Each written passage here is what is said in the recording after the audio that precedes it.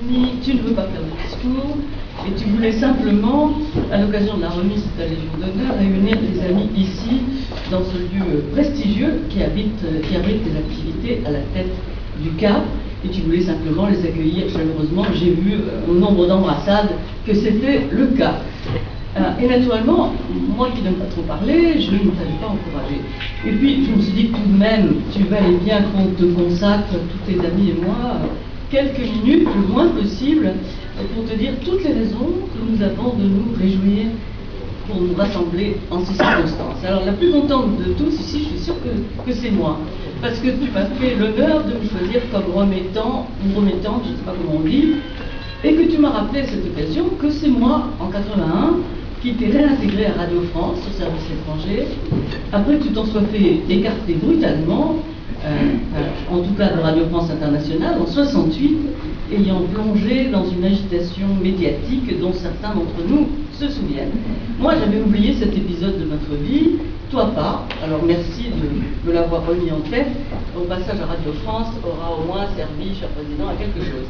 Deux mots donc sur toi, même si tu m'as refusé de me dire la moindre chose, m'obligeant donc à glaner des informations auprès de la meilleure source qui soit, c'est-à-dire Louisa. Donc derrière ton image d'italien, blagueur, ouvert, sympathique, italien quoi, derrière l'image que tu donnes d'un homme qui tout a été toujours facile, j'ai découvert que ton parcours professionnel et personnel était beaucoup plus escarpé. Un mot sur ton arrivée en France, justement. Tu es né pendant la guerre à Livourne, en Italie, dans une famille juive, à un moment où il ne faisait pas bon l'être. Tu étais caché dans une famille généreuse, tandis que ton grand-père, bijoutier de son état, a dû laisser son magasin à son voisin, bijoutier catholique. Lui, est fait surprenant, après la guerre, le voisin a restitué la bijouterie. Tu as trouvé moins agréable, en revanche, que ton père soit obligé de reprendre le négoce familial au lieu de devenir avocat, ce qui n'avait pas les moyens de faire, et ce qui, paraît-il, a altéré son caractère et vos relations à la fois. Déjà réfractaire à l'autorité, tu as préféré, quittant Livourne et la famille, à 19 ans, faire une fugue, et tu as débarqué sans un sou en poche à Paris.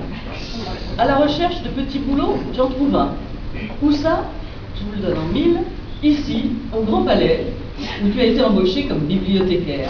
C'est trop beau pour être vrai. Aujourd'hui, 47 ans plus tard, la boucle est bouclée. Le Grand Palais qui t'a vu débuter te voit décoré. Je continue d'évoquer brièvement ta vie.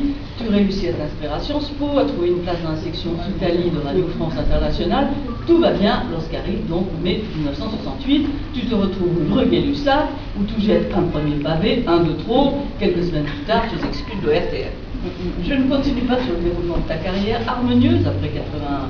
France Inter, où tu tiens tes chroniques européennes et dont Patrice Bertin te demande d'être rédacteur en chef en 2006, une montée régulière, sans à-coups, que n'entrecoupe parfois que tes propres colères. Puisque tu es un coléreux, mais le colère, paraît-il, retombe très vite. Je me demande combien d'heures tu as passé au bocal. Donc les journalistes de radio donnent à l'endroit où toutes les informations, tous les reportages de tous les correspondants de France et de Navarre sont recueillis, mais tu es aussi, même si tu en parles peu, un homme privé. Tu aimes Fellini, Alberto Sordi et Marcello Mastroianni, comme nous tous, les films d'action américains, tu es fan de Denzel Washington. Quand tu lis plusieurs livres à la fois, dont quelques-uns très sérieux, une page de littérature hébraïque, encore que tu sois laïque, une page de polar américain en alternance. Tu aimes la voiture et bien sûr les Alfa Romeo. Je me suis d'ailleurs laissé dire que tu avais une tendance certaine à appuyer sur le champignon, la disparition des points de ton permis de conduire est là pour la tester. Je reviens au Grand Palais où nous nous trouvons. Tu aurais pu te contenter de films et de littérature quand tu as quitté France Inter il y a 2 ans, eh bien non, et c'est surtout cela qui explique notre présence en ce lieu autour de toi. Tu t'es toujours battu pour que la France dispose, comme d'autres, comme la plupart des autres pays européens, d'un centre d'accueil pour la presse étrangère. Tu as réussi à créer une association en 2000. C'est toi qui as trouvé des locaux à Radio France pour ce centre d'accueil, dont tu es tout naturellement le président. Et puis, avec obstination, lorsque la Maison Ronde n'a pas renouvelé son bail faute de locaux, tu as trouvé ici les locaux de ton rêve et surtout ceux des correspondants étrangers en France. Je sais que tu n'as pas été tout seul à le faire, qu'en 2000, tes efforts ont été relayés par Nina Mills, qui est alors aux finances, puis Anne Gazot-Secret et Bernard Valero du Quai. Je sais aujourd'hui que tu trouves en Patrick Gautrat pour les affaires étrangères et en Christian Agonneau pour Bercy des soutiens efficaces, mais enfin, sans toi, tout le monde ici le sait, il n'y aurait toujours pas de centre d'accueil pour nos confrères étrangers. Alors pour cette raison, et pour tant d'autres, au nom du président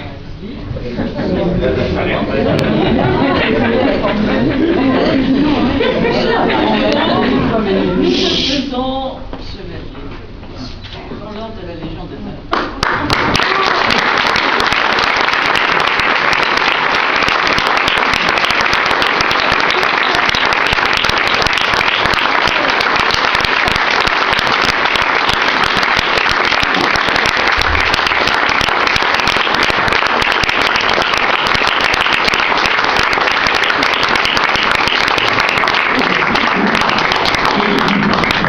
Merci Michel.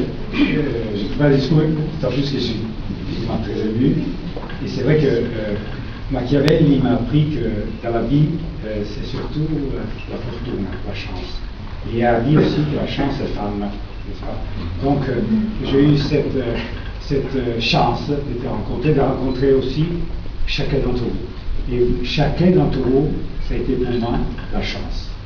Et ça a été la chance de rencontrer à France des personnes que j'ai envie de dire le nom de chacun d'entre vous, et de voir vos visages, qui m'ont aidé, qui m'ont soutenu dans mes idées, dans mon travail, et surtout dans la façon de faire ce métier que j'ai aimé depuis l'âge de 15 ans, et dans la liberté la plus absolue.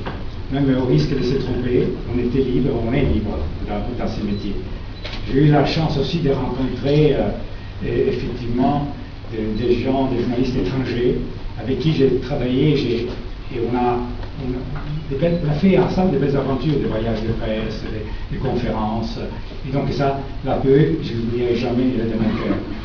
J'ai eu effectivement la chance de rencontrer Michel, et Michel vous a expliqué comment c'est arrivé. J'ai eu la chance aussi, au moment où j'étais président de l'association de presse étrangère, de rencontrer Nina Mills, silence, la chance, parce que je peux vous raconter juste une anecdote de quand j'ai été devenu journaliste de base à France Inter, grâce à toi, Michel. Les premières personnes que je rencontre à la hiérarchie, c'est Michel Poulacourt. Michel Poulacourt, qui tout le monde connaît, je ne sais pas s'il est là. Elle n'est pas là. Elle n'est jamais là. Il est dans l'avion, etc. Alors, Michel Poulacourt m'a dit, là, pour être un bon journaliste, il faut quoi? J'attendais avec impatience. Alors, il faut des qualités très importantes. Et je dis, attends, c'est quoi? La chance. Alors Machiavel a raison, et la bonne santé. Voilà. Et moi, j'ai eu la chance d'avoir aussi la bonne santé. Donc voilà. C'est ça qu'il m'a dit. Et moi j'étais étonné. Donc j'ai appris le métier avec vous tous, voilà, ensemble. Et j'ai appris aussi que ces pays qui m'accueillent, c'était des pays comme je les rêvais vraiment, même si au début c'était dur, franchement. Et c'était, comment dire, finalement, dans mon rôle, je me sens un peu ici, l'ambassadeur d'Italie. L'ambassadeur n'est pas là, mais il y a son représentant, n'exagérons pas. Hein, et aussi, quand je suis en Italie, je me sens l'ambassadeur de la France. Et c'est pour ça, peut-être, effectivement, que ça c'est impressionnant, mais c'est pas mal, quoi. Donc, voilà. Je vais vous dire d'autres, j'espère oublier rien d'autre, je pensais que je vais oublier. Ah oui, non, ça c'est très important. Michel a parlé de ma famille. Et ma famille, même s'il y a eu des moments avec mon père, il voulait que je parte à la banque, je ne voulais pas aller à la banque. Alors, je suis parti, je suis sauvé des vous, mais j'ai aimé beaucoup. Et je crois qu'il serait vraiment heureux. Et ma mère aussi, et mon frère, et toute ma famille qui est là.